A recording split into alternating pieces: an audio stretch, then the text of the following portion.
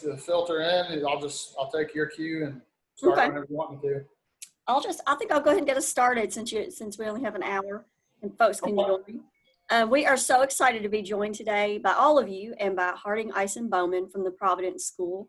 As many people know, Providence is a perennial program of distinction and always sends a huge cohort to this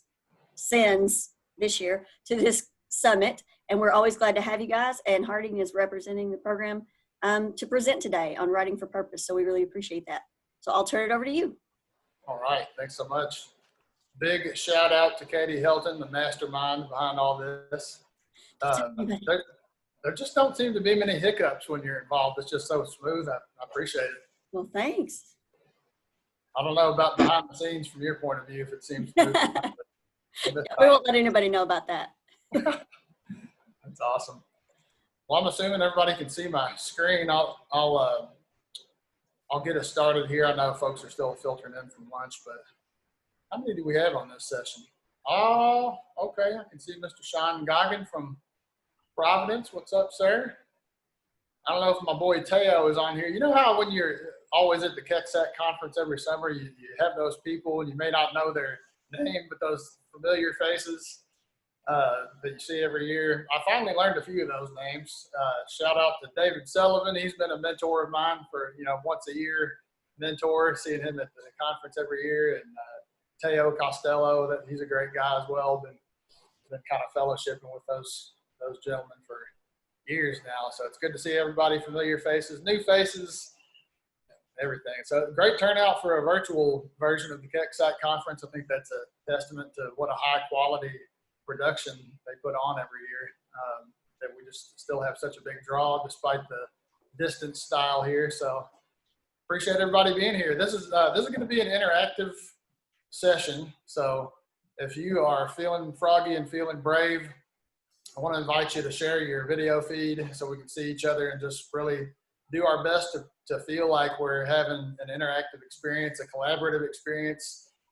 I designed this session to not be a one-way message, one-way transmission. I want it to be a collaborative experience where we can really draw from each other's energy and ideas and hear each other's experiences and build something together. You'll have some writing that you do during the session. I don't want to send you away with homework. I want to send you away with something you've actually created and completed here. And you may need some more time to really figure out where and when to plug it in for implementation during the semester in your content area. But as far as content area goes, though, it's universal. So no matter what content area you teach, this is applicable. If you're a teaching partner, if you're a support staff person that's in the classroom, you can do this as well. And if there are some times, with your cooperating teacher that you can plug in to share your story. I always loved it, when my teaching partners would have, a life experience to share, a story that would relate or illustrate the point, or they could kind of validate the real world application of what I'm teaching. I love that. I love that kind of community sense in the classroom where it becomes an authentic conversation, and we're not just plowing through academic content, but with kind of missing out on some of the heart and soul. So we'll be doing a little bit of writing.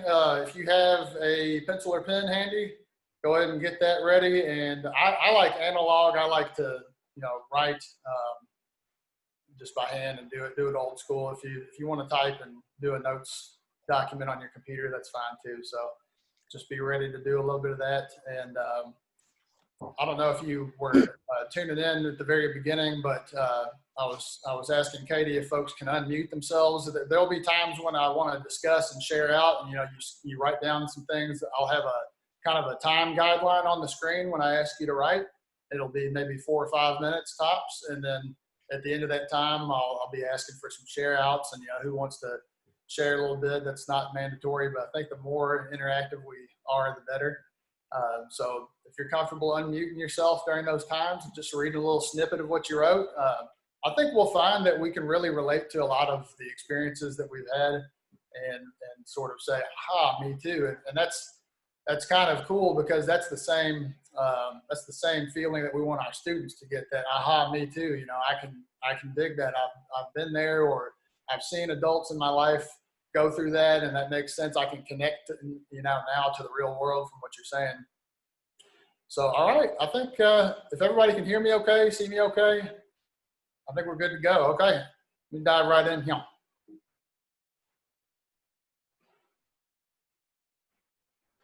Forgot to ask if you guys want to drop in the comments where you're watching from. I always love seeing how many different districts and programs and schools are participating. So if you want to drop that in there, that would be cool. We can just kind of see where everybody's from. Hey, what's going on, Tina Berryman? Loving the comments. All right, you all are an interactive bunch. I'm impressed. Love it. Henry County. I grew up in Oldham County, so Henry County is right up the road. Hey, Miss Givens from Ash Grove Academy. Hope you're having a great summer. Okay, here we go. I want to share a story with you. And so I don't want you to get confused. I'm not sharing a story of my own. When you hear the word I, the first person perspective, that's from the student's point of view. This is for the students. So I'll share a story with you here as we get started. I'm blocking my own screen with the chat box. Can't be having that. Hang on a second. Okay, perfect. All right.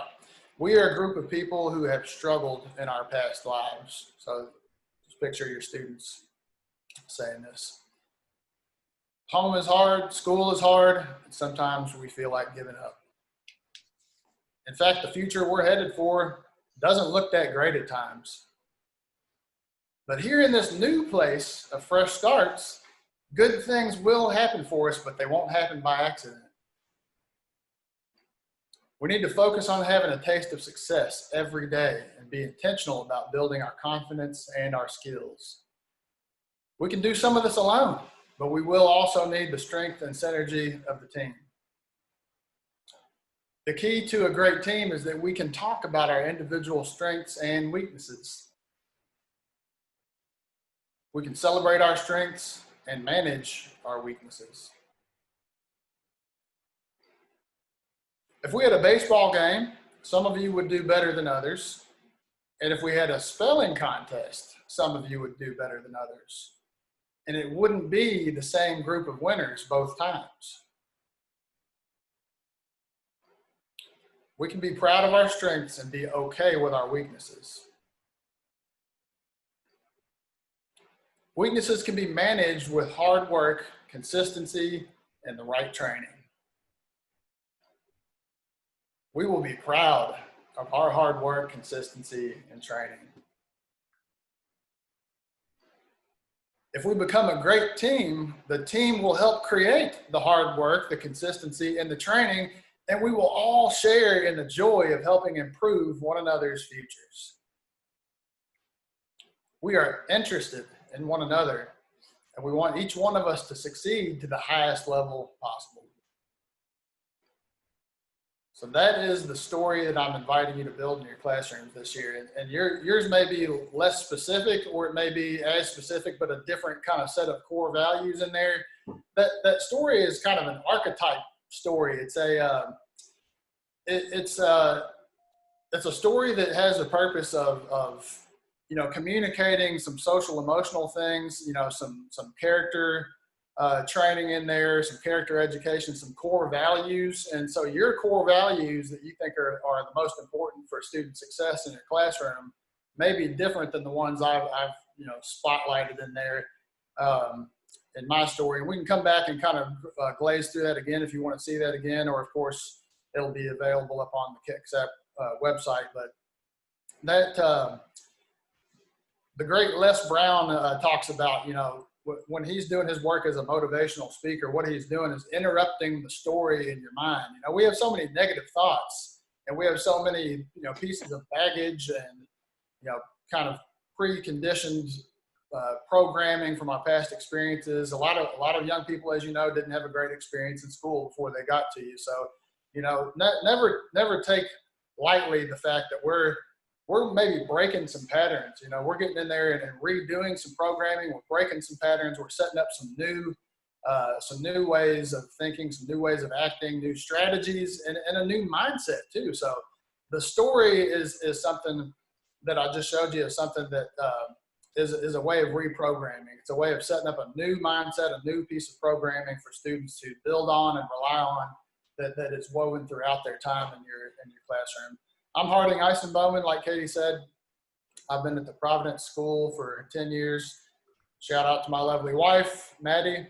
You know, couldn't help it. I put her in there. This is our fresh little nugget here, born on June 12th, Lydia Grace, and she's back there in the other room as well. Shout out to all my parents. Can I get an amen from all my parents who have had that sleep loss, you know, that crazy newborn in the house, sleep deprivation, where it's like, I used to be good with words, you know? And now all I do is reach for words, and I feel like half a dummy. But somehow you just you find this way to function at an amazing level, really, considering how trashed your schedule is, and it's just it's a mess. It's a big, beautiful mess. So shout out to all my parents in the room, and appreciate the well wishes there. Oh, thank you, Sherry. Appreciate that. That's probably from her mama's genetics. All right, so I've been at 10 years at Providence School in Jessamine County. My certification is English at the high school level, grades 8 through 12. And I've really niched out quite heavily into vocational programming and leadership skills and soft skills. So that's become a very big passion of mine. Let me have a comment in the box there. If you have done any teaching of like character education or leadership skills or soft skills, any of the kind of non-traditional, not non-academic, but you know, sort of elective type of stuff like that. Let me see in the box there. Anybody who's been involved in teaching that kind of thing? Yeah, that's great. That's great. Quite a few of you. Okay, wonderful. So I'm talking to the right people here. And if not, it's okay. I just want to see who's been involved. Really, what we're going to talk about is that affective side, that side of the classroom that's not just strictly academic content, but all the other stuff that you know you must weave in there to teach the whole child. So that's the reason I asked there. Let me give you a belief statement here, and if this resonates with you, just throw a comment there in the box. If this resonates with you, I believe we have a great opportunity to build character education and emotional intelligence into our content areas. So no matter if you're teaching social studies, math, science, computer skills, whatever, that's what I believe. I believe we have an opportunity to build character education and emotional intelligence right in there, just woven into our content areas. So if that resonates with you, go ahead and let me know you believe the same thing. You don't have to. If you disagree, that's totally fine. Second steps. I'm going to have to look that up, Tiffany. All right, appreciate it. Thanks for all the feedback. This is great. Okay, what will we do during this training? Really, what am I asking you to take part in, specifically, you know, action steps? Hey, Erica Brooks, good to see you. Discuss teacher vision and classroom culture, and write about our own learning experiences. So discuss and write. Those are the two activities we're going to be doing. When will you implement this training? I'm recommending you do this during the first few days, you know, when you're setting up your routines and setting up your, you know, classroom core values and your procedures and, you know, all your Harry Wong stuff, you know, when you're setting the stage, when you're setting the foundation that you're going to build on, is when you should look to implement this stuff that we're doing today. And then during the first, building on that from there periodically. So that may be fluid. It may be, you know, once a week. I wouldn't let a month go by before you find a way to touch on this again and keep this story alive that you're building with your students. But it may be fluid, you know, how often you find a way to reactivate this. So why are we doing this? Let me ask you this. Let me answer a question with a question. Have you ever plowed ahead with academics in your classroom when your gut was telling you that something was missing on the affective side of your classroom? You know, like emotionally, socially, just the climate, the kids are, maybe the way they're acting or the way they're looking, or they're too quiet or too loud that day, or somebody's sitting in a seat they don't normally sit in, not, sitting by somebody they don't normally sit with. Any of those little clues, or maybe you just kind of have your blinders on. Have you all ever experienced that? Have you ever just been like plowing ahead with the content, keeping your eye on your watch and going straight ahead with academics, despite the fact that there's just something not right? It's like you're wearing a shirt that's got scratchy fibers on the inside. It's not right. But the only thing you can figure out to do, because you're not quite sure what's going on and how to fix it, all you do is just plow ahead. And I agree, Martha. You try not to, but I think we've all been there. It just kind of gets away from you sometimes. Am I really helping kids connect to me and to each other emotionally? Am I doing that? Have I let a week go by where all I've done is drill academics, and I haven't talked to the whole child, where they're learning to relate to one another, relate to me as an educator, and really have relationships in the classroom? Am I providing vision for their lives and for the kind of people they can become? Talking about that character education. I think these are good power questions, to kind of just reflect on maybe once a week, once a month. Am I doing those things? Am I teaching the whole child, or am I just an academic machine? And by the way, I'm not downing academics at all. The content standards, critical. Don't get me wrong there. But just for the sake of the focus of today's session, I'm going the other direction with the things.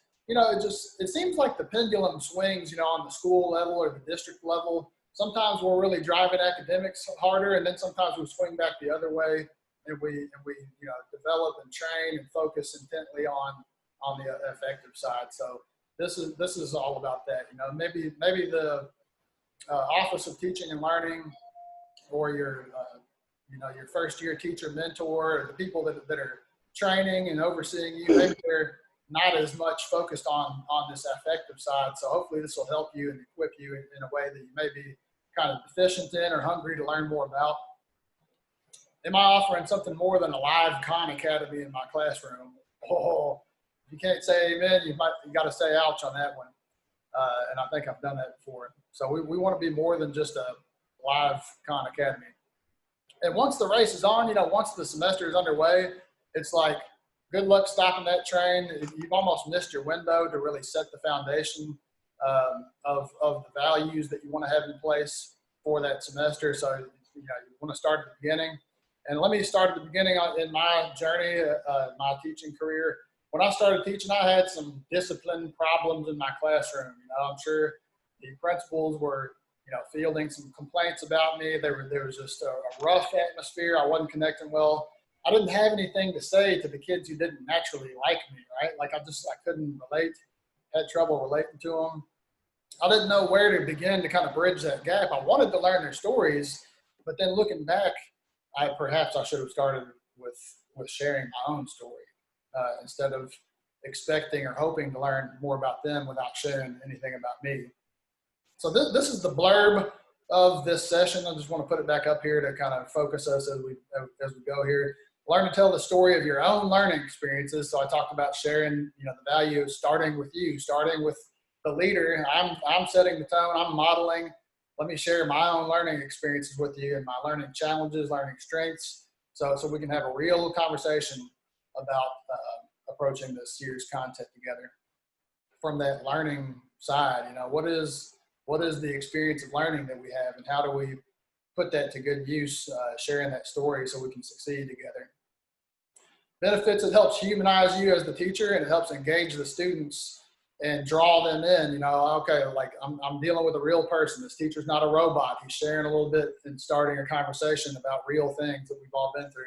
And it helps answer the question, why does this content or skill matter? We want to connect our story about how we learn to tackling the current academic challenges in front of us. We want to make it connected to the academic challenges and build relevance there. When I took the ACT 17 years ago, I was way more well-rounded, right? I had been just stuffed full of all sorts of knowledge. I had science, I had math to a much higher degree than I do now, let me tell you.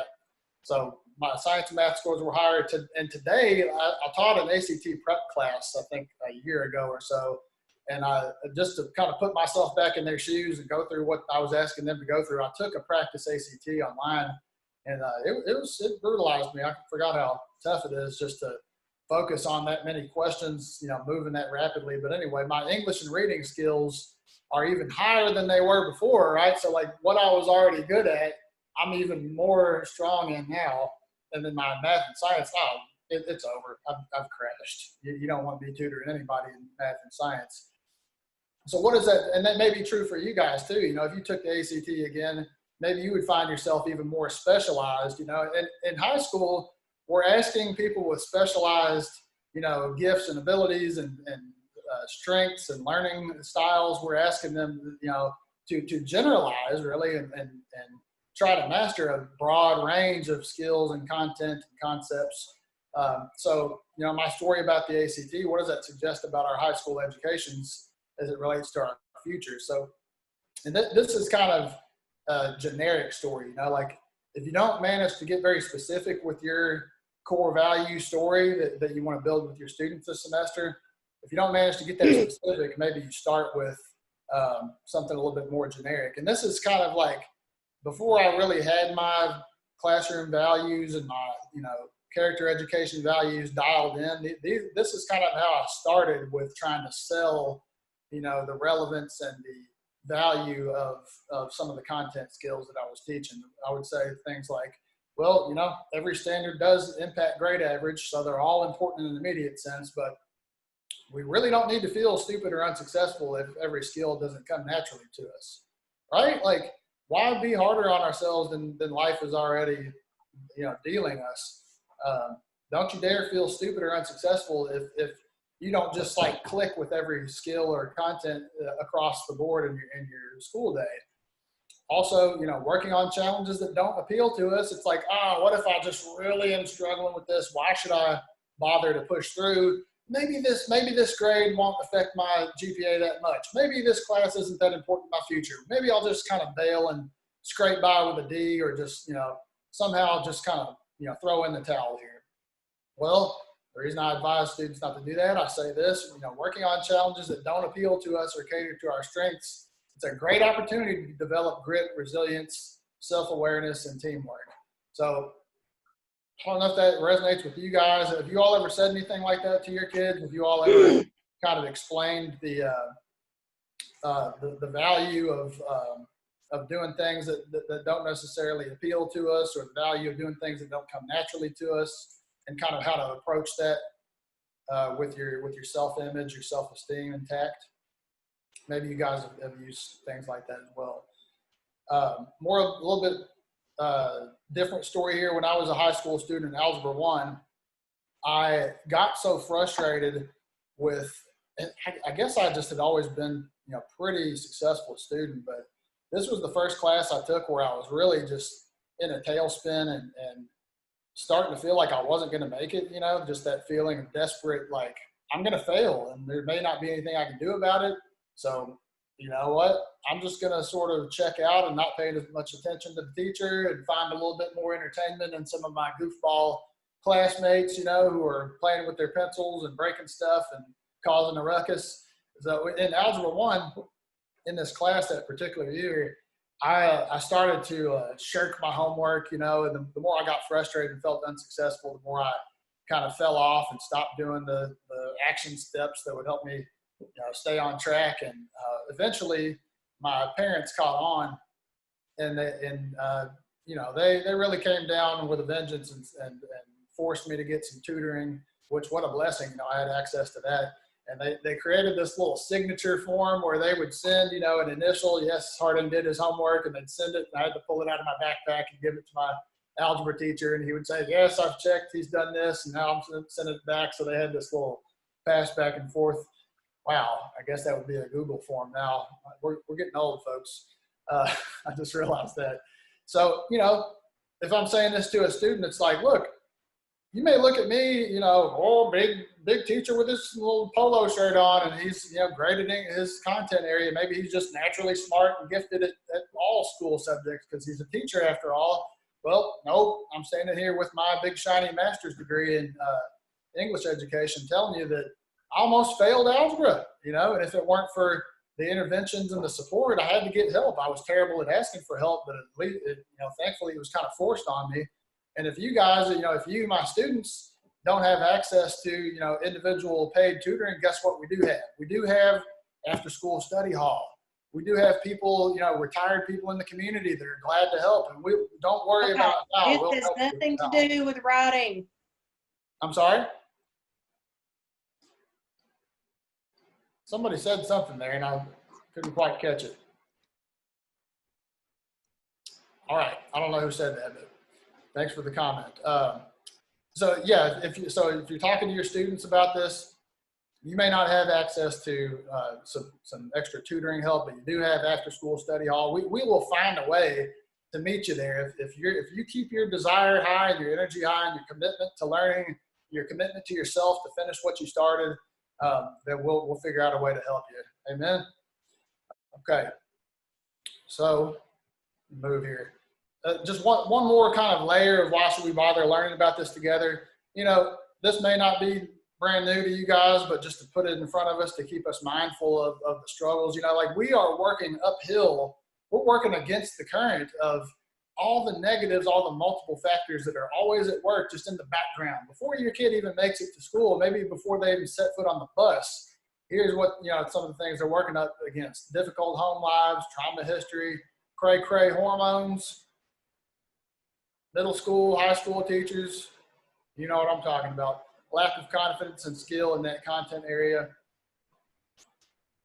Also wanted to provide you something I stumbled on from the business world here to give us something else to consider when we're thinking about, why do students not get more motivated about learning? We've told them that you got to, finish your education to get a good job, get a diploma to get a good job, and your future depends on your education. But why do students still fall off sometimes? Why do they still kind of have, is it laziness? Is it entitledness? Is it lack of understanding? Do they not care? So I want to share this with you. There's an article called Rethinking Trust I found in the Harvard Business Review. And it talks about, like, in the way our brains are wired, there's this unconscious, there's this optimism that we have that's like an unrealistic judgment. It's like the inability to self-assess. And then when we think about our futures, maybe it's just in the back of our minds, we think we're more likely to be successful than the odds would suggest. And it's almost like it would give you a false sense of security that hard work and dedication aren't as necessary as they really are, because you just have this weird bias in the back of your mind that convinces you that you're like, oh yeah, of course I'm gonna end up in a good house with a good lifestyle and have plenty of money and not struggle to survive. It's just, yeah, I got this covered. So I just wanted to put that out there. If you're frustrated with like trying to solve that mystery of why kids don't take their education more seriously, it may kind of have something to do with that as well. It's just another factor that I found interesting. So that's another thing that we're working against, where it's like, no, I thought that way once too. You don't really have a free ticket. You don't have an easy road to get to the goals and the lifestyle you want to live. You have to work at it. You have to use all your skills and get help when you need it. Be not only self-reliant, but also a good team player. You got to do it all. So yes, achievement in the face of these conditions requires trust and healthy risk-taking. It won't happen without shared trust. Shared trust starts with shared vulnerability.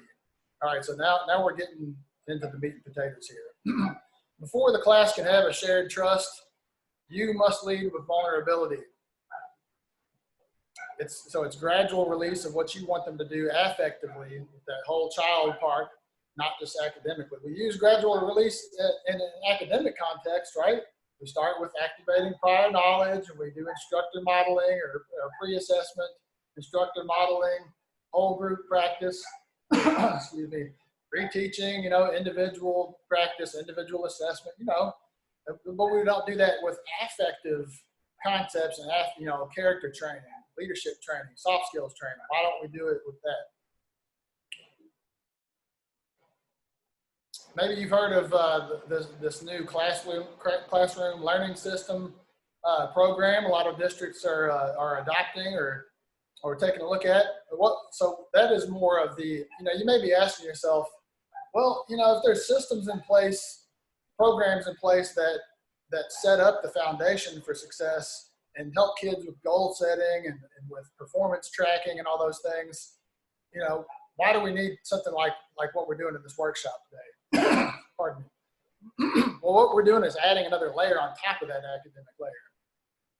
A new layer is going to connect our time with the students to a broader view of life skills and character building. It's going to bring greater intrinsic value to their classroom experience. So it's just enhancing the academic with that extra layer of social, emotional, and character building. Okay, we're about to do it. You guys ready? About to do a little bit of writing and sharing here.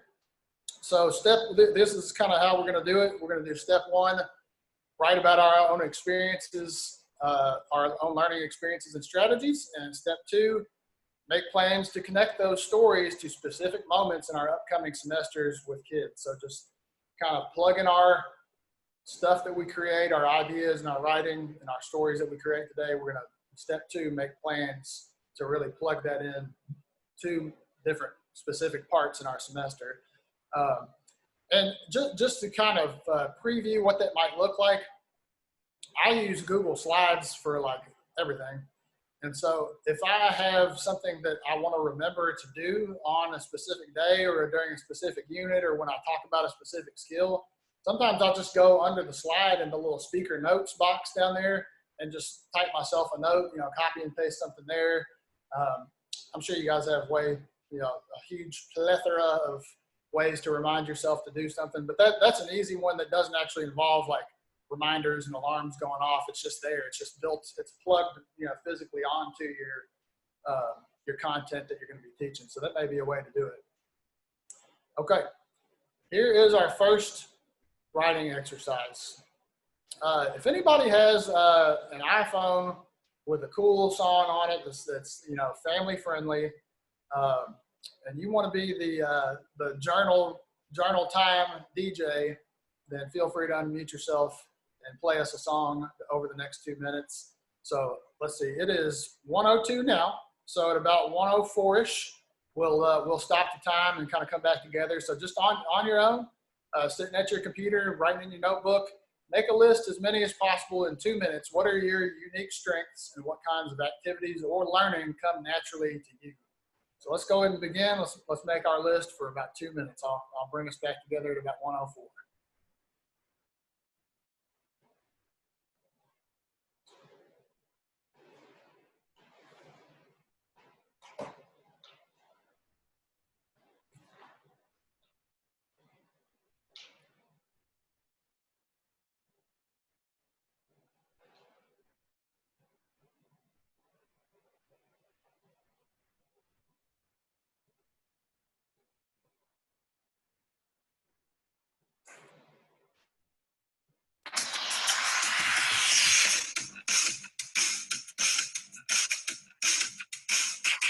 Well,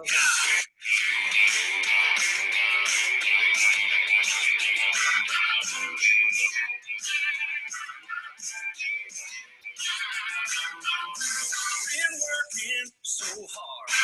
I'm punching my car.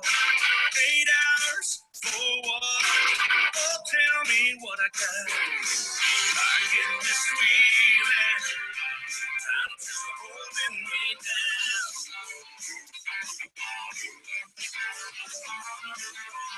High on the ceiling. Or else I'm tearing up this town. Tonight I gotta cut loose, put loose, kick off your Sunday shoes. Please, pull me off of my knees. Jack, get back, come on before we crack. Lose your blues, everybody cut loose.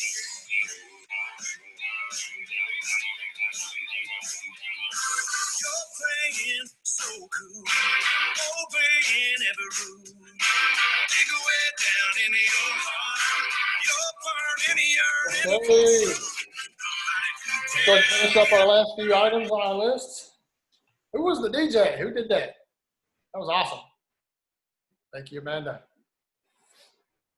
All right. Okay, I'll read a few of mine, and if anybody else wants to unmute and go after me.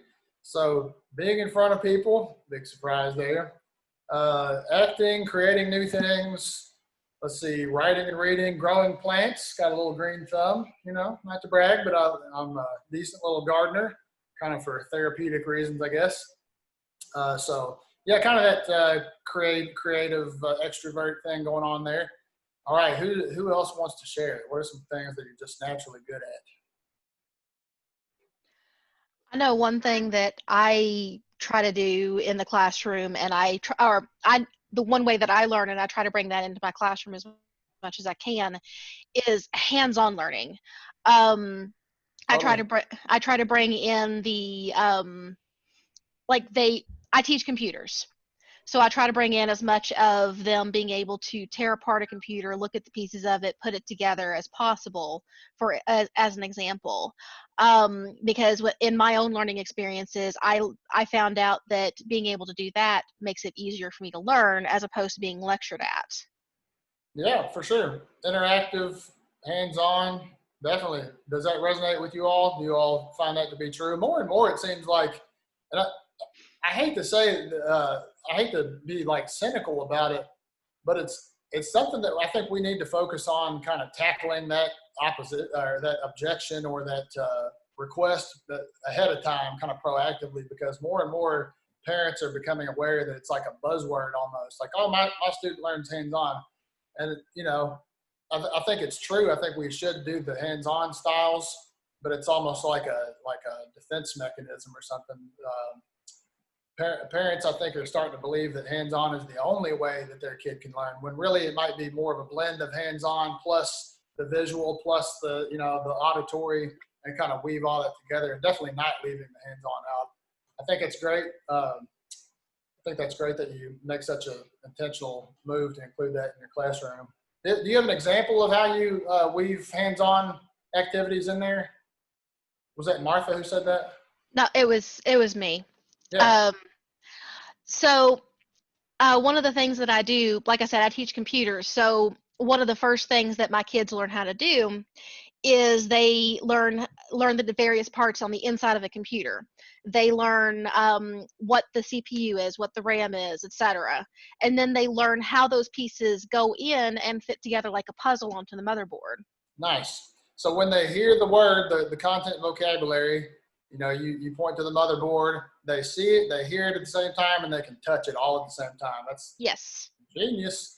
I think that's not as easy in every content area. So sometimes we have to get creative. Like in English, I would create word strips. You know, I would use the word wall thing. I know Erica Brooks is chock full of cool ideas like that to, you know, build that interactive element and kind of turn the classroom into learning stations and kinesthetic opportunities. So that's super good. Appreciate y'all sharing that. Okay. Yep. Music. Putting others before myself. Yes. Tiffany, Tiffany, you may be kind of like a nurturing personality there. Maybe the glue that helps the group come together, or the person that's leading the way in terms of compassion in the group. That's great. There's definitely a place for you in every group. Okay. So we did the share outs there. What are some of the common themes or categories that are represented in our lists? I don't know if we really have enough material to draw from here, but as we listen and also read the comments box here, maybe we can come up with a few. What seem to be the common themes or categories?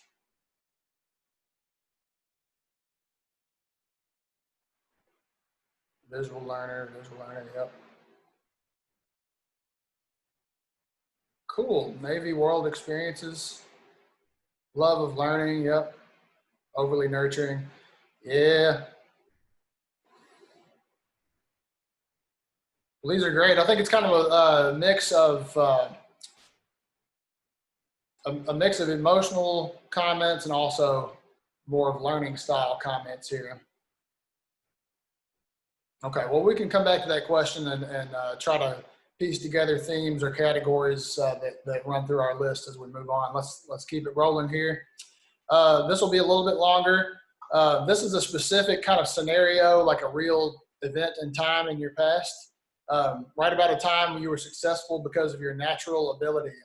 So something that you were able to do, that you were able to succeed with, a time you had a victory or an accomplishment, a success because of your natural ability. Doesn't have to be about the school setting. Don't worry about spelling for now. I know some of us are too OCD not to worry about spelling, but try not to censor yourself and slow yourself down as you go. Just let it all kind of flow out, and see if you can experience the scene and relive the scene with your 5 senses, just to make it come alive and be vibrant as you try to recall it and write it down. So we'll do 5 minutes on this one. So it's 1:10. We'll come back by like 1:14, 1:15. So right about the time you're successful because of your natural ability.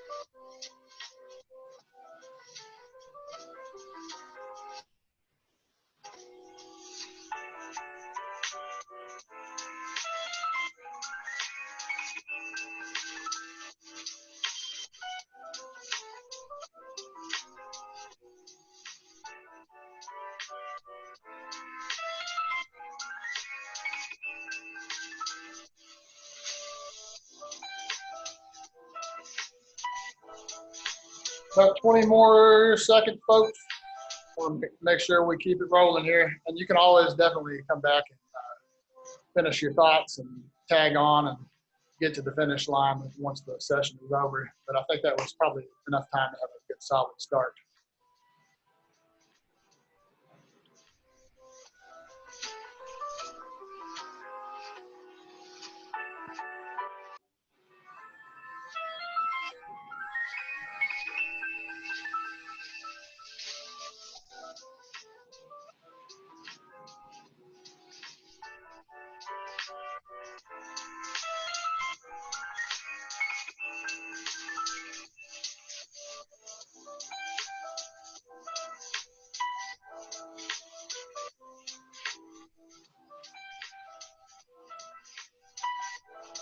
Okay.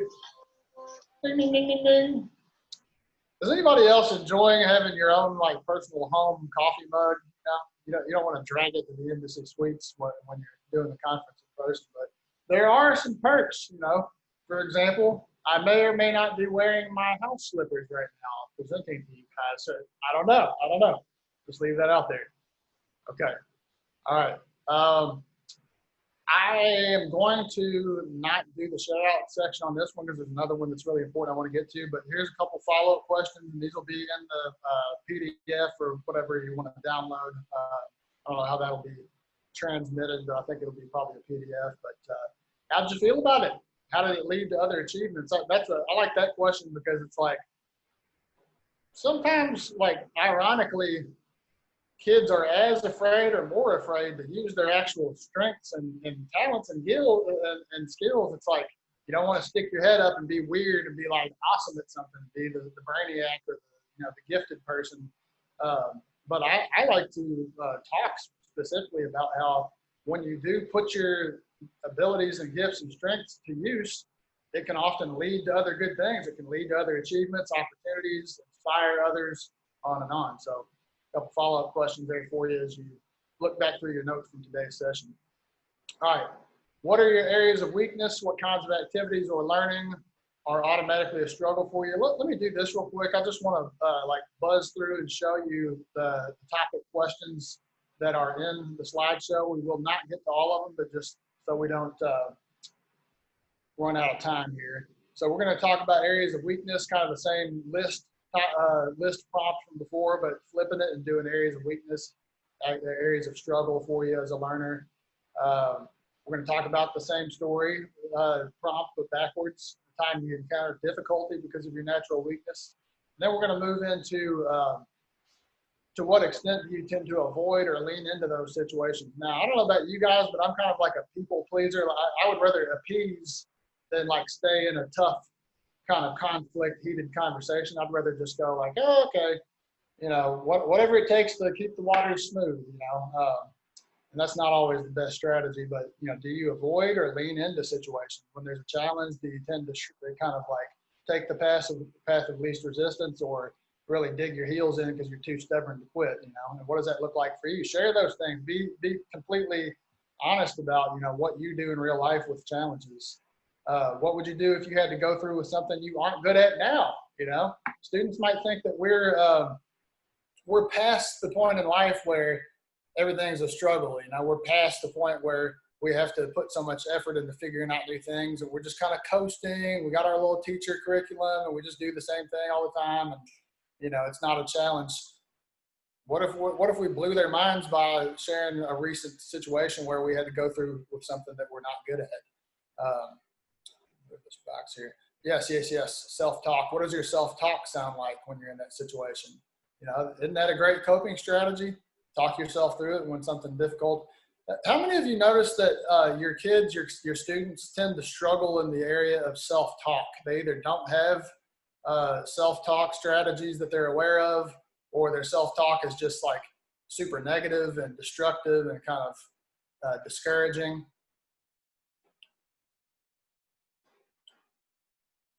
Yep. Jacob says yes.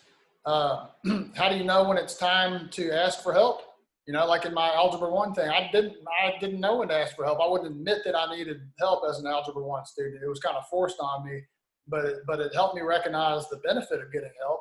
I was proud and relieved when I had my passing grade at the end of the semester. It turned a situation that was hopeless into I could actually see the finish line. So, sometimes we don't come by it in the best way, but when we do have help, talk about the benefits of that. Man, our kids can be stubborn. They can just be too, I don't know if it's pride. I think it depends on the student. Some are too proud to ask for help, and some are just too scared because they don't want to look dumb. What has been one of the outcomes of that tendency for you? Are you good or bad at asking for help? And how's that worked out for you? Shine the mirror on yourself a little bit there. Write about a time when you accomplished something collaboratively that couldn't have been done by any of the separate parties. So a time when you were kind of forced to use teamwork. You guys like those home improvement, those remodel and house flipping shows? My wife and I are low-key addicted to that stuff.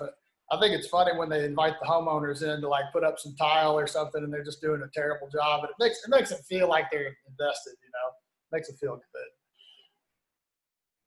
Asking questions always help me. Yes, Mark. I mean, the thing that I talk to my students about is like you asking the question doesn't just benefit you, it benefits the kid behind you who was too scared to ask, but he had the same question. You know what I'm saying? So everybody benefits when there's more dialogue in the classroom. Discuss how that example could be relevant or relatable for a young person.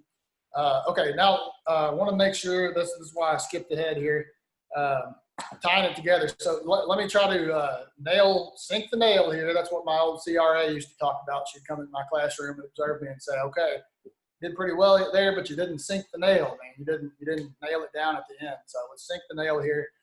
Tying it together. Think about your units, lessons, and skills for the upcoming semester and look back over the writing you produced today, which I know we didn't have time for all those prompts, but you'll have access to those prompts and questions later when you look at the slideshow. Okay, and here's how I suggest you attach those different stories to specific times, likelihoods, and like things that are likely to come up in the classroom in this semester. Where are students likely to struggle? You know, is there one unit that's just a butt kicker that, you know, most kids struggle with and makes them feel dumb, you know? Maybe this is something you talk about your own adversity and resilience and self-talk stories right before you unveil that bad boy. When will teamwork and collaboration in the classroom be especially useful? Sharing stories of collaboration there is a good way to help with that and set up some coping skills, coping environment there. And it kind of draws people out of the woodwork. Who was it, Tiffany, earlier that said, you know, I'm a natural, too nurturing, maybe too empathetic? You know what? Let's validate the Tiffanys out there and say, we're going to need people who care about others to step up and help, because some of us are going to need help to cross the finish line and get this passing grade. So it's a team effort, and we need folks to show each other that they care and they can lean on each other here. How will different student skills and strengths complement each other in certain parts of the semester? So kind of synergy and teamwork stuff there. You can share the experiences you wrote about and the feelings from those experiences. Share about how good things happen when you utilize your strengths for the good of yourself and others. You know, that's another problem with talented kids. You know, they're either too scared to use their talent or they use it in a brazen, selfish way that doesn't benefit anybody, right? So kind of reining in some of those little cocky superstars and helping them realize, you know what, there's a purpose for your gift besides just scratching your own back here, you know. When will it come in handy for students to be self-reliant and practice independence or personal responsibility? You know, have you ever had that situation where you're getting so swarmed with individual questions and kids aren't really like using all the resources they could to be self-sufficient, and you can't move the like content forward because kid after kid after kid is raising their hand and kind of being helpless, you know, when they really could use more self-reliance. So this kind of helps with that. You know, you do want teamwork, but you want some you want them to ask for help, but you also want them to be self-reliant when needed. What are some roles, jobs, personas, and responsibilities? You know, do you want like the kid who helps write the questions on the board? You want the kid who maybe takes a turn at leading a lesson if he's good at a particular skill? You know, what are the leadership opportunities? How will those students develop as leaders? Are you developing leaders in your classroom? I hope you are. I think that's a great thing to do, because you can take a kid who was totally unplugged and felt like there was no point in school and make a leader out of him, and all of a sudden he changes the culture. All right, so the key is once you set it up, don't let the story die. Like in a marriage that goes cold, you know, letting the spark die. The things we did early on, we no longer do, and it starts to unravel. Don't let that happen with this, you know. So building this story of these core values of self-reliance and teamwork and grit and all that stuff. How can you tie, if you want to, you know, give kids leadership opportunities, how can you sink the nail and tie that back to the story of the core values that you want them to live by? Here's an idea for just, hey, Nathan, can I see you in the hallway for a second? I want to brag on you for what you did today. I don't know how much courage it took for you to lead that lesson, but you gave your classmates something I could not.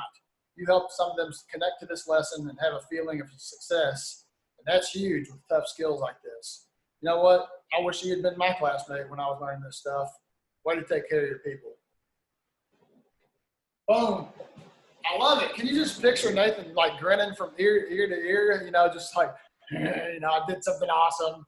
It's not just that he did it, it's that you tell him why it matters afterwards, right? You connect it to the story of the kind of man he's becoming. Here's another one. Hey, Kathy. And by the way, like in virtual land now, it's easy to do these little, you know, just send a private message. You can't stand in the hallway with a kid, but you can still do this. Hey, Kathy, I want you to know how proud I am of your tough attitude in here. I know this lesson has been really, really challenging for you. And instead of becoming helpless, you are making every effort to cope by yourself and tough it out and do everything you can by yourself. And then you're doing a great job of getting help when you've run out of those strategies. So rock star mode, Kathy. I'm going to have to call your parents now. That's right. Turn it into a parent phone call. You know, I guess when it comes to like praising kids in front of the group, I think it needs to be something where it's like it's a scheduled thing. Every so often we do a group celebration and it's somebody's turn to get bragged on. I wouldn't do too much heavy like bragging on one kid if it seems like you're singling them out and they're like, you know, in danger of being a teacher's pet. I think you need to kind of sprinkle that out evenly in a planned sort of way if you're going to do it. Also, turn that private brag into a parent phone call, positive phone call. I've got a whole other training on parent communication, and the sort of foundation, the beginning of it is starting with positive phone calls. It's amazing how that can change the game. If your kid walks into the classroom after you called their parent the day before and bragged on them, whoa, big difference.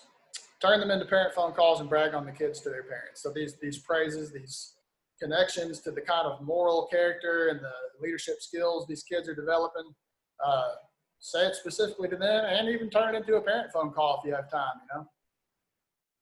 Oh, pro tip, tell a parent that you have like a class to teach in about 3 minutes, but you have, you're glad you had a quick few minutes to squeeze in a call. Even if you're fibbing, it keeps phone calls from going long there. So, all right. How are you going to know if this is working? At the end of the semester, can your students articulate the story of how they leverage their learning strengths or manage their learning weaknesses to become successful individually and as part of the class group? Just ask them. Ask them. You know, so at the beginning of the semester, you were a little standoffish. How would you say you became a bigger, more involved part of the class? You know, walk me through that, Kathy. How did you get to this point where you started over here and you were way, you know, shy in the back of the class, and now you're a leader? How'd you do that? Like, what were the stepping stones there? Can they tell the story of how that developed, or whatever the core values are that you're talking about? I am just a quick personal note here as we wrap up. I'm stepping away from the classroom. I want to kind of do a different lifestyle, different career path, and so I'm going into full-time speaking and training. So I have some things. Here's a free resource. It's a podcast that I do, and there's some other stuff you can check out on my website. So I'll just leave that there. I don't want to go into promotion mode, but if you like my voice and you want to hear some more stuff from me or have me in your building, feel free to hit me up on the website. But as we wrap up here, any questions or comments about this session here? Let me read the comments. Katie, is there anything you recommend I touch on to kind of sink the nail here? I haven't seen any questions, just comments. And was this valuable? Was this good for you all? Was anybody getting some value out of this? Yeah. Woohoo! All right, good. Honestly, I think some of the best content came from the comment box. To be perfectly honest with you, I think you all were very generous and very creative and just impressive with some of the stuff you shared. I admire the quality of the comments, but also the transparency. You know, it's not easy to be vulnerable and to put yourself out there and share what's going on in your world. So thank you guys. Appreciate you. Yeah, my name is Harding Ison-Bowman. If I can do anything, let me know. Much respect to you guys, much love, and thanks for being so interactive today. You all made for a great session. thank you so much, Harding. Also, that hour went by really quick, which is always a good sign of a good training. Seemed really quick, which was great. Could always use more time with you. Thank you again for all the resources, and thanks everybody who participated. We're going to wrap up now this session. I'm going to end it, and then I just want to remind you to join us for the closing session of the day. It starts at 1:45, but you're welcome to hop on a few minutes early at 1:40 for some guided stretching, because we've all been sitting in front of Zoom for a long time. And we're going to celebrate our outstanding educators, and we're going to have a welcome from Lou Young, which you Jessamine County folks are well familiar with, who's the Kentucky Board of Education chair, and an address from Dr. Marty Polio with JCPS, the superintendent there. So we're excited about that. I hope to see you all soon. Thanks. Thanks so much, Katie.